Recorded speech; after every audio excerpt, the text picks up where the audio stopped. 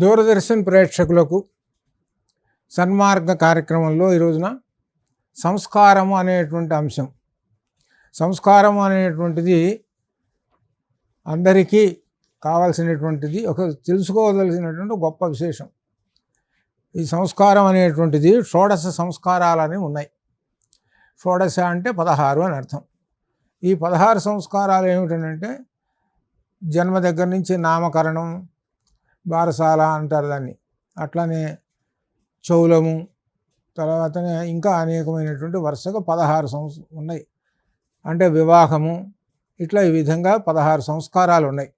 ఇవన్నీ ఆధ్యాత్మికపరమైనటువంటివి ఈ సంస్కారాలు. ఇవి సహజంగా అందరికీ ఉండేటువంటివి. ఈ సంస్కారాలండి సహజం అన్నీ. అయితే ఇంకొక సంస్కారం ఉంది, భౌతికమైనటువంటి సంస్కారం.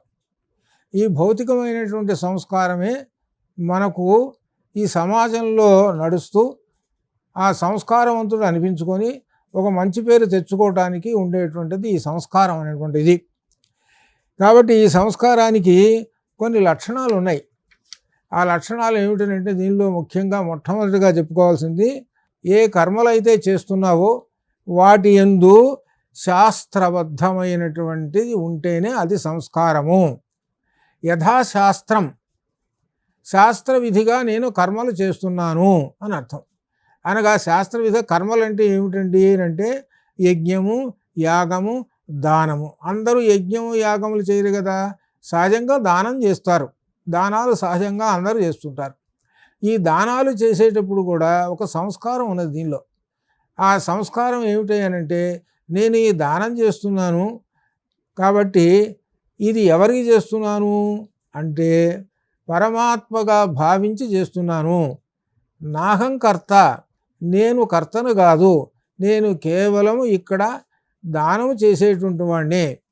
కాబట్టి దీనికి సంబంధించినటువంటి ఫలితం ఏదైతే ఉన్నదో నాది కాదు, ఆ పరమాత్మది అనే భావంతో నిరహంకారముతో చేయాలి. ఇది అర్థం అనమాట. అంత విశేషం అనమాట. ఆ దానం చేసేటప్పుడు కూడా నేను ఎంతో దానం చేస్తున్నా, ఇంత తక్కువ చేస్తున్నా అనేటువంటి భావంతో, వినయంతో చేయాలి.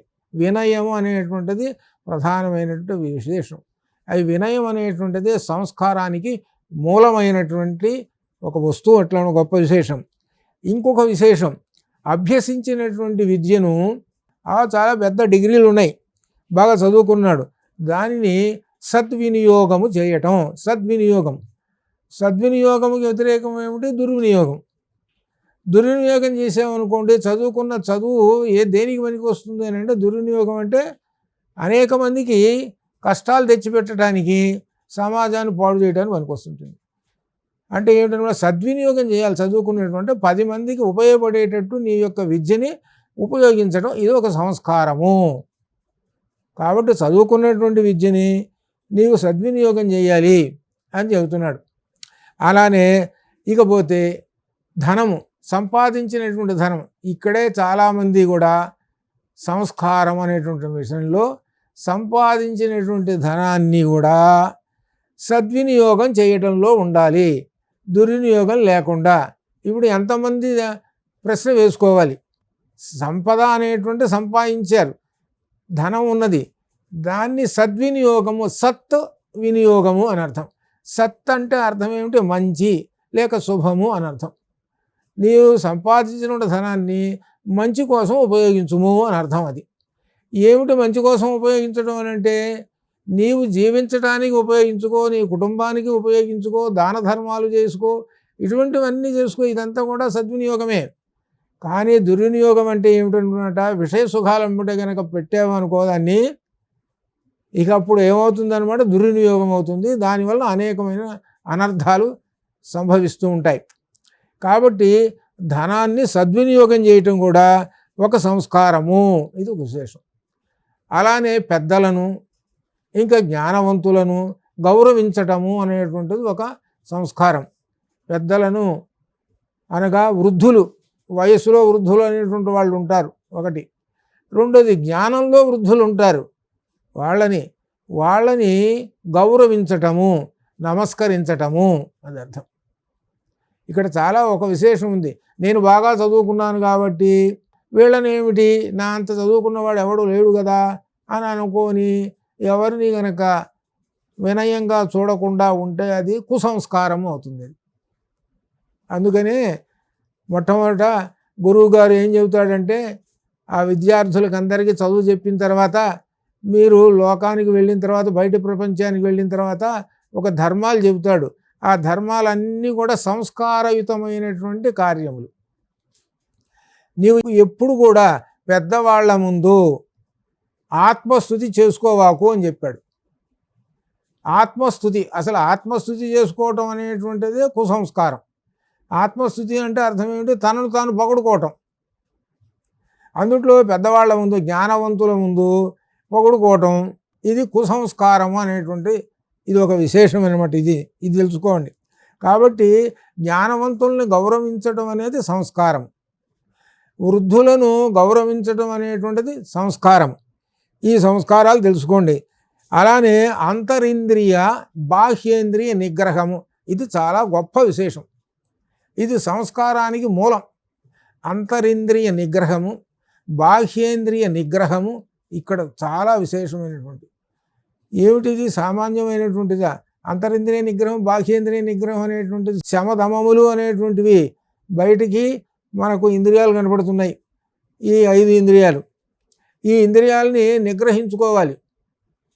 కొన్ని చోట్ల నిగ్రహించుకోకపోతే అవి తీసుకుని వెళ్ళి ఎక్కడనో మనల్ని కష్టాలు పెడుతుంటాయి. ఆ నిగ్రహించుకోవటం అనేది సంస్కారం. కొంత సందర్భాల్లో చూసుకోండి ఏమవుతుందనంటే మనం నిగ్రహశక్తి కోల్పోయి అకార్యములు కనుక చేసినప్పుడు వీడు సంస్కారవంతుడు కాదురా అని అంటారు. అప్పుడు ఏమవుతుంది? ఇంకొక మచ్చ కలుగుతుంది. ఇదే ఏమిటనమాట, చాలామంది అంటారు పాపములు అంటారే, ఇదే ఈ కుసంస్కారములు అనేటువంటివి చివరికి నీకు పాపములు అనేటువంటి మూటలోకి దించేస్తాయి. అంత విశేషం. కాబట్టి సంస్కారయుతమైనటువంటి జీవనం కావాలి. సంస్కారయుతమైనటువంటి జీవనము ఉండాలి అని అంటే అంతరేంద్రియ బాహ్యేంద్రియ నిగ్రహములు. బాహ్యేంద్రియములు అంటే మనకు బయటకు కనబడుతున్నటువంటి ఈ కళ్ళు, చెవులు, ఇట్లా ఇవి. అంతరేంద్రియ నిగ్రహములు అనగా మనస్సు, ఇవి ఉన్నాయి కదా, చిత్తము, బుద్ధి, అలానే అహంకారము, ఇవన్నీ కూడా వీటిని నిగ్రహించుకో అని చెబుతున్నాడు. అహంకారంగా నువ్వు ప్రవర్తిస్తే ఏమవుతావయ్యా అంటే నీ యొక్క పరిస్థితి దారుణంగా ఉంటుంది. ఏంటి? చాలా గొప్ప విశేషమైన అహంకారం. రావణాసురుడు ఏమైనాడు? అహంకారంగా ప్రవర్తించేటప్పుడు పరిస్థితి ఏమైంది? తనే కాకుండా తన వంశము, తన కుటుంబము అంతా కూడా నాశనమైనారు. అహంకారానికి ఒక ప్రతీక. అహంకారం అనేటువంటి లక్షణం కూడా రాక్షస లక్షణం. అది నా అంతవాడు లేడు, నేనే గొప్ప అనేటువంటి అతనిలో ఉన్నటువంటి గొప్ప ఆవేశపూరికమైనటువంటి లక్షణము అనేకమైనటువంటి కుమార్గాలకు దారితీస్తుంటుంది. సంస్కారయుతుడు కాదు. రావణాసురుడు బాగా చదువుకున్నాడు, వేదాలు చదువుకున్నాడు, అలాగే సంగీత శాస్త్రంలో చాలా గొప్పవాడు, అస్త్రాలు వచ్చు, శస్త్రాలు వచ్చు, అందులో చాలా గొప్ప విశేషం బ్రహ్మదేవుని మనవడు, అంత గొప్పవాడు. ఏం లాభం? సంస్కారం ఏది? సంస్కారం అయినటువంటిది ఎక్కడ ఉన్నది? ఆ సీతాదేవి మాటతోటి మాట్లాడినటువంటి మాటలను చూసుకోండి. మేము రాక్షసులు, మాకు ఒక ధర్మం ఉంది. ఏమిటయ్యా ధర్మం అంటే అపహరణ చేయటమే మా యొక్క ధర్మము అన్నాడు. చూడండి ఎంతటి కుసంస్కారము. దీనికి మూలం ఎక్కడ ఉన్నది అని అంటే అతనిలో ఉండేటువంటి ఆ విషయ సుఖములు, బాహ్యేంద్రియ అంతరింద్రియ నిగ్రహ శక్తి లేనటువంటి వాడు. అందుకనే రావణాసురుని చూపించి ఇలా ఉండటం వలన చివరికి ఏమైనాడు? దుర్గతి పాలైనాడు. కనుక మీరు అలా ఉండకండి. సంస్కారయుతమైనటువంటి జీవితము, రామచంద్రమూర్తి యొక్క జీవితం ఎలా ఉన్నదో అలా తెలుసుకోండి, అలా ఆచరించండి అని రామాయణం మనకు చెబుతున్నది అనమాట. అలానే ఇంకొక విశేషమైనటువంటిది కూడా పరనింద. ఇదో గొప్ప విశేషం. ఏదైనా దోషం ఏదైనా వచ్చిందనుకో, ఎవరన్నా ఏదైనా మాట్లాడారనుకోండి, వెంటనే వాళ్ళని గురించి మొత్తం ఆయన ఇటువంటి వాడు, ఇటువంటి వాడు, అట్లా ఇట్లా అని మొదలుపెట్టుకొని ఒక పెద్ద ఉపన్యాసం చెప్పేస్తారు. ఇది పరనింద.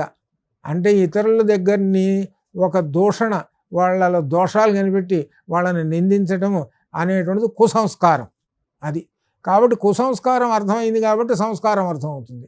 కాబట్టి పరనింద చేయవాకుము అని చెబుతున్నాడు. అది పరులను నిందించవాకు. ఆ నిందించడం అనేది సులభమే, కానీ దానివల్ల ఏమవుతుంది, నీ యొక్క ఉన్నతి కాస్త కిందకి వచ్చేస్తుంది. నీ ఉన్నతమైనటువంటి వాడు పరులను నిందించకుండా నీ యొక్క సంస్కారాన్ని కాపాడుకో, నువ్వు నిగ్రహ శక్తితో ఉండు. అది చెబుతున్నాడు. ఇంకా ఇట్లా అనమాట. అందుకనే దీనిలో విశేషమైనటువంటి చాలా గొప్ప విశేషం రామాయణంలో ఉన్నటువంటి గొప్ప విశేషం ఏమిటంటే, భరతుడు వస్తున్నట్ట, ఎక్కడ అరణ్యంలో రామచంద్రమూర్తికి కలుసుకోవడానికి వస్తున్నట్ట. అప్పుడు లక్ష్మణస్వామి ఆ వృక్షం ఎక్కి చూసి, అన్నయ్య ఇక్కడ కూడా మనల్ని బతకనిచ్చేటట్టు లేడు, కాబట్టి అన్నయ్య నువ్వు సరేను, నేను ఇక్కడి నుంచే బాణాలు వేసేస్తాను అన్నాడు. చూసుకోండి ఎంత తొందరగా పడ్డాడో, ఎంత తొందర విశేషము. ఏమి భరతుడి యొక్క విశేషము అర్థం చేసుకోలేక కోపంతో వెంటనే బయటపడ్డాడు. ఎవరు? లక్ష్మణస్వామి బయటపడ్డాడు. అనగా అర్థం ఏంటి, తన యొక్క కోపాన్ని ప్రదర్శించేసేసి, అనగా ఏమిటనమాట, ఆ భరతుణ్ణి కనిపెట్టలేనటువంటి దీనిలో ఉండిపోయినాడు. వెంటనే చెప్పేసేటనమాట. ఎవరు? రామచంద్రమూర్తి చెప్పేసేటప్పటికీ అర్థం చేసుకున్నాడు. ఇక్కడ కూడా విశేషం అండి. ఒక మంచి మాట చెబితే దాన్ని అర్థం చేసుకునేటువంటి వాడు ఉన్నాడు, వాడికి సంస్కారం ఉందండి. అసలు విషయం, ఒక మంచి మాట చెప్పాం అనగా వాడికి అర్థం కాలేదు, వాడు ఏదో దారిలో ఏదో మాట్లాడుతున్నాడు, అసందర్భమైనవి మాట్లాడుతున్నాడు. నీవు ఒక మంచి మాట చెప్పావు, దాని ఇది అసందర్భం, ఇది తగినటువంటిది కాదని చెప్పావు. చెబితే దానిని విని నీవు చెప్పినట్లుగా మాట వింటాడు, వాడికి సంస్కారము ఉన్నది అని అర్థం. కానీ కొంతమందికి ఎంత మంచి మాటలు చెప్పినా వినరు వాళ్ళు. కానీ ఇక్కడ మంచి మాటలు చెబితే విని ఆచరించేటువంటి వాడు లక్ష్మణస్వామి. ఆ లక్ష్మణస్వామిలో ఉన్నటువంటి సంస్కారం తెలుసుకోండి. సహజంగా అందరూ కోపంతో ఉంటారు, కానీ ఆ కోపానికి విరుగుడైనటువంటి మాటలు పెద్దవాళ్ళు చెప్పినప్పుడు విని ఆచరించి ఆ సంస్కారాన్ని పొందటం అనేటువంటిది ఒక ఉత్తమ గుణము. ఇది అదే రామాయణంలో ఇంకొక చోట విశేషం ఉన్నది. వాలి యుద్ధానికి వస్తున్నాడు రెండోసారి. తార అంటుంది, తార ఏమని అంటుంది, ఇప్పుడే కదా సుగ్రీవుడు తన్నులు తినిపోయినాడు, మళ్ళీ వస్తున్నాడయ్యా, నా మాట వినువయ్యా, నువ్వు వెళ్ళావంటే చాలా ఘోరం జరిగిపోతుంది అని ఈ విధంగా మంచి మాటలు చెప్పింది. మంచి మాటలు చెబితే విన్నాడా? చూడండి, విని ఈమె చెబుతున్నది ఇంత ఒక మంచి మాటలు విందాము, తొందరపడటం దేనికి అని ఉన్నాడా? అనగా అర్థం ఏమిటి, ఒక మంచి మాటలు చెబితే వింటలేదంటే దాని అర్థం వీడికి కుసంస్కారం ఉంది. వీడికి ఏమిటి వీళ్ళ మాటలు వినేది, నేనెంత గొప్పవాడిని, మహాబలవంతుణ్ణి అనేటువంటి అహంకారం అనేటువంటిది కుసంస్కారం. ఆ అహంకారం అనేటువంటి ఆ కుసంస్కారమే చివరికి అతనికి వాలికి మరణానికి దారితీసింది. అందుకనే సంస్కారయుతమైనటువంటి మాటలు మాట్లాడాలి. పెద్దవాళ్ళు చెబుతున్నటువంటి మాటల్లో ఏవైతే ఉన్నదో వాటిని ఆచరిస్తూ తన యొక్క జీవితాన్ని సంస్కారయుతంగా చేసుకోవటం వలనే సన్మార్గంలో చివరి మెట్టైనటువంటి పరమాత్మను దర్శించడానికి అత్యంత విశేషమైనటువంటిది సన్మార్గము. దీనికి మించినటువంటి మార్గం మరొకటి లేదు. అదే సంస్కారము. సంస్కారయుతమైనటువంటి సన్మార్గమే మానవునకు చెప్పుకోదగినటువంటి ఉన్నతమైనటువంటి ఆశయము. అదే మానవుని యొక్క ధన్యజీవి అవటానికి కారణము. శుభం భూయాత్.